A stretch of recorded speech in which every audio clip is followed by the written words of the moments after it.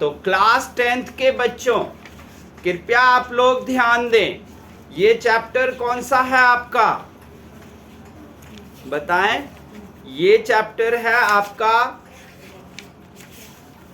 Chapter number है 11, नाम है इलेक्ट्रिसिटी, नाम है इलेक्ट्रिसिटी, चैप्टर नंबर 11, क्लास 10 के 10 साइंस का बुक है ये आपका। ये आज इस चैप्टर का तीसरा पार्ट बनेगा, थर्ड पार्ट के बाद ये कंप्लीट हो जाएगा और फिर तीनों पार्ट को जोड़कर वन शॉट भी हम वीडियो डाल देंगे।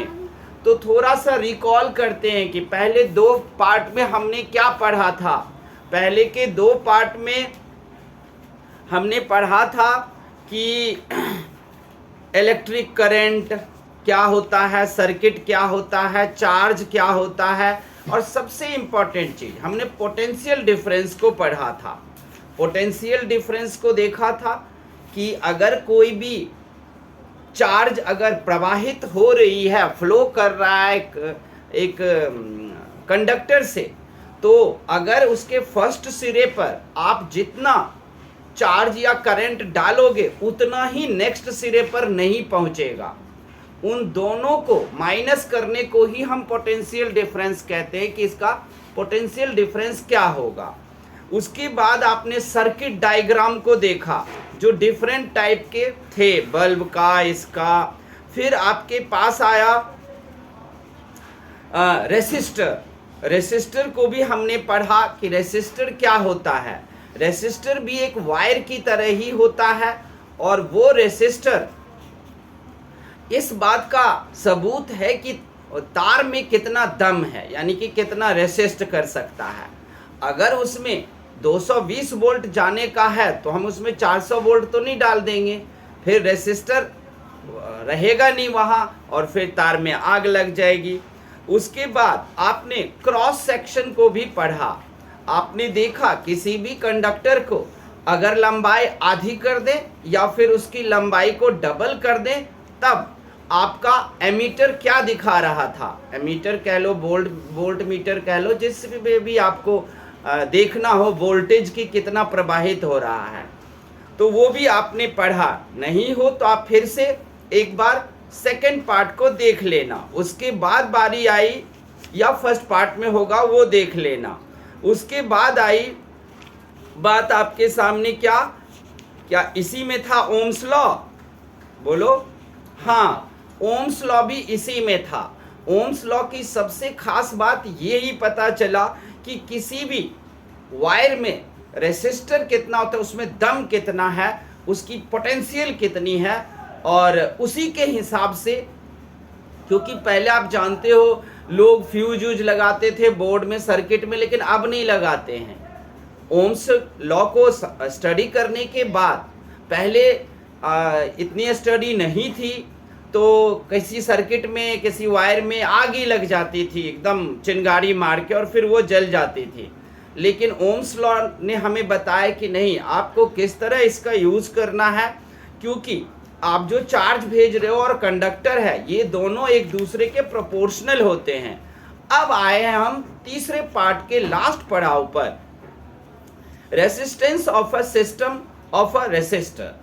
तो अब रेसिस्टर को तो समझ चुके हो, अब रेसिस्टर मतलब रेसिस्ट करने वाला। रेसिस्ट का हिंदी आप लोग जानते हो, रेसिस्ट का मतलब होता है रोकना, जैसे स्टॉप होता है, प्रिवेंट होता है ना, वही है रेसिस्ट। तो रेसिस्टर का मतलब होता है कि करंट को रोकना या रोक कर फिर आगे जाने देना। तो आप यहाँ देख रहे हो रेसिस्टर दो तरह के होते हैं, पैरेलल और सीरीज में, यानी कि श्रेणी क्रम हिंदी में और पार्श्व क्रम हिंदी में कहते हैं। पैरेलल को पार्श्व क्रम और श्रेणी क्रम, सीरीज को हिंदी में कहते हैं, सीरीज को श्रेणी क्रम। इसमें आप देख रहे हो ना, स्प्रिंग की तरह ये वायर को बनाया गया, ऊपर नीचे ऊपर नीचे। कभी सोचा है कि इस तरह इसको ऊपर नीचे रेसिस्टर को क्यों बनाया गया? तो आप देखोगे इसलिए ये रेसिस्टर को बनाया जाता है कि अगर मान लो यहां पर मैं इस वायर में तार में जाएगा 220 वोल्ट या 240 वोल्ट, लेकिन मान लो कि अचानक 400 वोल्ट किसी भी कारण, किसी भी फॉल्ट के कारण आ गया, तो क्या होगा? ये जो स्प्रिंग टाइप का देख रहे हो जिसमें तार को कॉइल की तरह मोड़ करके या स्प्रिंग की तरह मोड़ करके उसे बनाया जाता है और फिर तार को, वायर को सीधा कर दिया जाता है। वो बीच में मोड़ा क्यों? उसको कॉइल क्यों बनाया? कॉइल बनाया कि अगर 440 वोल्ट आएगा तो उसे इस कॉइल के में घूम घूम कर या ऊपर नीचे ऐसे करके कॉइल में राउंड राउंड करते हुए आगे बढ़ना पड़ेगा, जिससे कि हो सकता है कि 1 सेकंड के बाद वो 440 वोल्ट आना बंद हो जाए। तो इसी में खर्च हो जाएगा, रेसिस्टर में ही कॉइल के अंदर वो खर्च हो जाएगा और आपके घर के अप्लायंसेज और घर की वायरिंग या सर्किट बच जाएगा। वरना अगर हम ये कॉइल ना बनाए तो हमें प्रॉब्लम होगी। यहाँ पर जो है देखो, रेसिस्टर को R1, R2, R3 कहा गया है, यानी कि तीन रेसिस्टर लगाया गया है। अगर एक रेसिस्टर में से अगर गुजर गया 400 वोल्ट तो अगले रेसिस्टर में जाएगा, अगले से भी गुजरेगा, अगले में जाएगा। इस बीच में शायद उम्मीद है कि 400 वोल्ट आना बंद हो जाए आपके घर में, तो आपके सर्किट, अप्लायंसेस, घर की वायरिंग सब बच जाएगा। इसके अलावा है दूसरा पार्श्वक्रम यानी कि पैरेलल में देखिए पैरेलल 3 लगाया गया, तीनों वही है, R1, R2, R3, resistor 1, resistor 2, resistor 3, तीनों लगाया गया। अब आपको क्वेश्चन पूछेगा कि घर में कौन सा अच्छा होता है, पैरेलल सर्किट, पैरेलल रेसिस्टर या फिर सीरीज रेसिस्टर?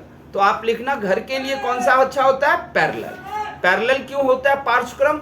क्योंकि इसमें 3 ना अलग अलग तारे हैं और वो बाद में जाकर एक ही तार से जुड़ जाता है।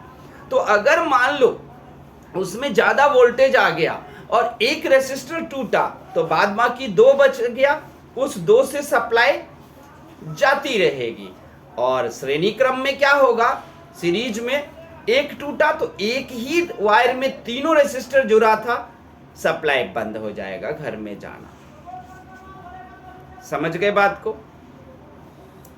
तो यहां पर लिखा हुआ है कि अगर आप रेसिस्टर को पैरेलल में जोड़ते हो तो आप देखते हो क्या हो कि इलेक्ट्रिक सर्किट में अगर किसी भी कारण बस मान लो 400 वोल्ट आ गया या कुछ भी आ गया, तो उस वजह से अगर एक टूट गया तो बाद बाकी 2 में जब फिर से 220 या 240 वोल्ट आएगा तो 2 में से जाता रहेगा। और इससे ये भी फायदा है कि अगर एक पंखे के पहले वाला रेसिस्टर टूटा या मेल्ट कर गया, गल गया, तो वो सिर्फ पंखा ही आपका खराब होगा, फिर अगले सारे घर के अप्लायंसेज बच जाएंगे। सीरीज को बड़े बड़े फैक्ट्री सब में सीरीज वाला यूज किया जाता है कि उसका तो बड़े बड़े मशीन एक ही से जुड़े होते हैं, तो इसलिए अगर एक ही जगह पर में रेसिस्टर तीनों डाला जाता है कि अगर ज्यादा वोल्टेज आ गया तो बस एक ही तार रहेगा, टूटेगा और चीजें बच सकती हैं। उसके बाद है अगर आपको रेसिस्टर निकालना हो तो दोनों में पहले तो फिगर बना के अच्छी तरह सीखना। देखो बैटरी कहाँ पर में लगाया जाता है, स्विच कहाँ पर लगाया जाता है, एमीटर कहाँ पर लगाया जाता है। एमीटर मतलब वो जो वोल्ट मापेंगे कितना इसमें वोल्टेज पास हो रहा है वो सब। तो पहले पिक्चर बनाकर सब ध्यान रखना, किधर पॉजिटिव लिखना है, किधर नेगेटिव लिखना है, किधर एरो तीर को ऊपर ले जाना है, कहाँ से तीर को नीचे लाना है, ये सब कुछ पहले बनाकर आप लोग सीख लेना। फिर जाकर बड़े आराम से आप कहीं भी टोटल रेसिस्टर अगर निकालना हो तो क्या करोगे, 3 रेसिस्टर है ना, R1, R2, R3 है, तो तीनों को आप जोड़ देना। लेकिन तीनों में जोड़ने का अलग अलग रूल होगा, ये ध्यान रखना। अगर आपके पास श्रेणी क्रम है यानी कि सीरीज वाला है तो सीधे जोड़ देना, R1 रहेगा 20, R2 रहेगा 15 और R3 रहेगा 10, तो तीनों को जोड़ देना। लेकिन अगर पैरेलल आया तो आप ऐसे नहीं जोड़ सकते, तब तीनों को क्या करोगे, R1 plus R2 plus R3 नहीं करोगे, टोटल रेसिस्टर निकालने के लिए। आप टोटल रेसिस्टर निकालने के लिए आप लिखो 1/R1 plus 1/R2 plus 1/R3। समझ रहे हैं बात को? यह आपके बुक में भी दे रखा है, देख लो।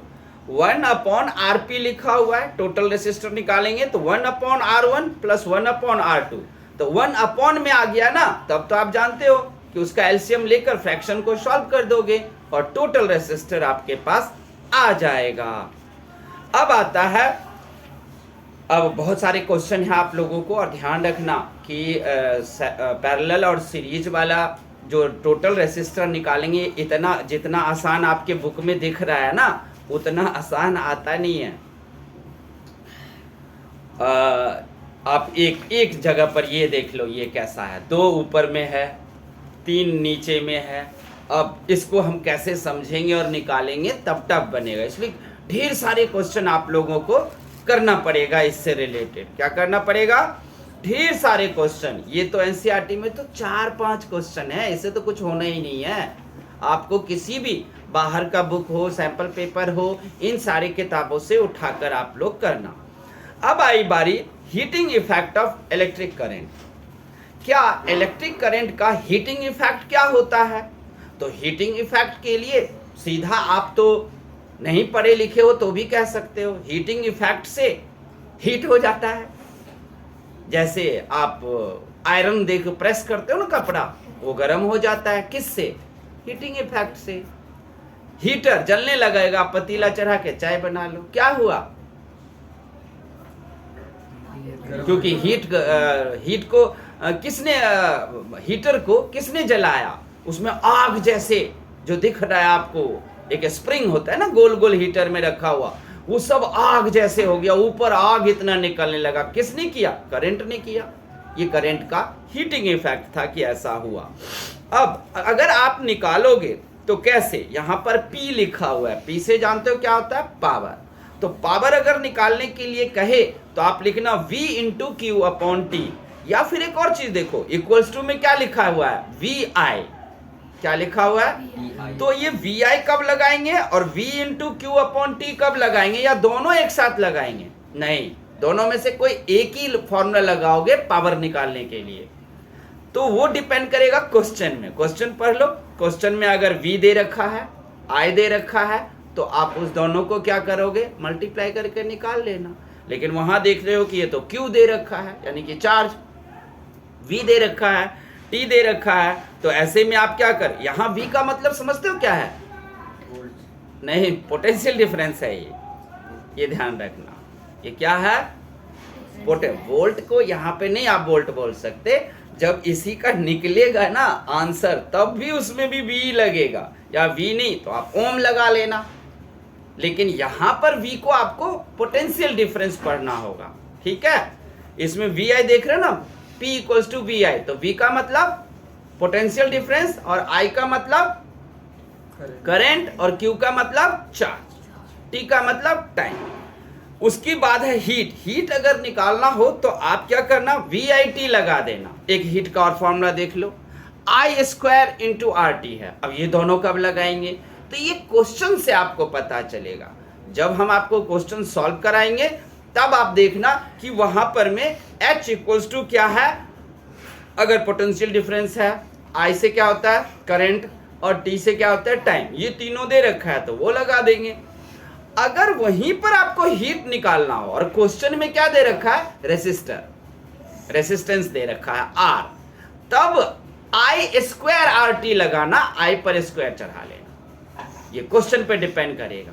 क्वेश्चन में R है तो ये वाला H देख लो, ये वाला H लगा लेना हीट का फॉर्मूला, और वरना अगर सिर्फ VIT दे रखा है क्वेश्चन में तो ये H वाला फॉर्मूला लगा लेना। यहाँ 2-3 एग्जाम्पल है, पहले इसको आप लोग करके देख लेना। उसके बाद आता है electrical application of heating effect of electric current. ये है हेडिंग। मतलब क्या हुआ कि आप प्रैक्टिकल एप्लीकेशन सब कर सकते हो, इसका यूज कर सकते हो, चाहे हीटर में या आयरन प्रेस करने में या फिर मोबाइल चार्ज करने में, तो ये करंट जो है ना वो करंट टेम्परेचर में बदल जाता है। किस में बदल जाता है? टेम्परेचर में बदल जाता है, और वही टेम्परेचर ना आपका हीट का काम कर देता है, और फिर वो उससे आप कई तरह के काम कर लेते हो। इलेक्ट्रिक पावर, अब इलेक्ट्रिक पावर क्या होता है? तो अभी तो आप देखा है, पावर का formula P equals to VI था, और P equals to V into Q upon में T भी था। आपकी जो मर्जी, आप जो कुछ लगा सकते हो वो आप लगा सकते हो। यहाँ इलेक्ट्रिक पावर वही निकालना दिखाया गया है, और इलेक्ट्रिक पावर को यहाँ पर आप देखोगे 1 किलोवाट, इलेक्ट्रिक पावर को दिखाने के लिए 1 किलोवाट का मतलब होता है 1000 वाट मल्टीप्लाई में 3600 सेकेंड्स, यानी कि 1 घंटा। उससे आपको 1 किलोवाट निकलेगा, और वाट 1 किलोवाट जब निकलेगा तो उसको जूल में दिखाना। 3.6 मल्टीप्लाई 10 का पावर 6 जूल निकलेगा। जब आप 1000 मल्टीप्लाई 1000 वाट को 1 किलो वाट आवर कहते हैं। तो जैसे आपके घर में जो बिजली बिल आता है ना, तो उसके यूनिट को पढ़ते हो कि ये यूनिट के हिसाब से पैसा कैसे जोड़ा है। तो उसका 1 किलो वाट होता है, उसको क्या करता है, वो 1000 वाट लेता है, उसको वो 36 1 घंटे से मल्टीप्लाई कर लेगा, तो पता चल जाएगा कि ये 1 घंटे में कितना बिजली खर्च किया है। उसके हिसाब से कंपनी वाले सब यूनिट तय कर रखे होते हैं कि हम 4 रुपये यूनिट लेंगे, 5 रुपये यूनिट लेंगे। तो यहाँ पर 1 किलो वाट पर आवर ही क्या बन जाता है, 1 यूनिट बनता है। और 1 यूनिट का मतलब क्या होगा, 3.6 मल्टीप्लाई 10 का पावर 6। 1 वाट क्या किलोवाट अलग है और 1 वाट अलग है। 1 वाट होता है 1 वोल्ट मल्टीप्लाई 1 एम्पियर। 1 एम्पियर से मल्टीप्लाई करके निकाल दो, ऐसे कर। तो आप लोगों का ये चैप्टर आज पूरी तरीके से कंप्लीट हो गया। आप लोग बच्चों ध्यान रखना कि अब आपको क्या करना है, इसके क्वेश्चन आंसर एक एक करना है।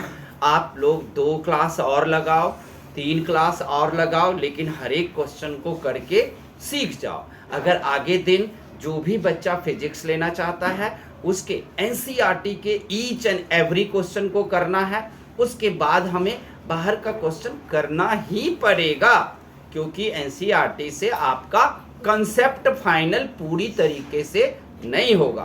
कंसेप्ट तो हमने फाइनल हर जगह कर दी, लेकिन जब तक हम डिफरेंट टाइप के न्यूमेरिकल को सॉल्व ना कर लें, ये चैप्टर आपको फाइनल नहीं होगा, आपका कॉन्सेप्ट फाइनल नहीं होगा। ठीक है बच्चों, तो ये था आज 11 चैप्टर इलेक्ट्रिसिटी पूरी तरीके से खत्म हो गया। ये आज ये तीसरा पार्ट है, इसके बाद हम तीनों को जोड़ करके एक पार्ट बना देंगे, आप लोग उसे भी देख लेना। थैंक यू, धन्यवाद।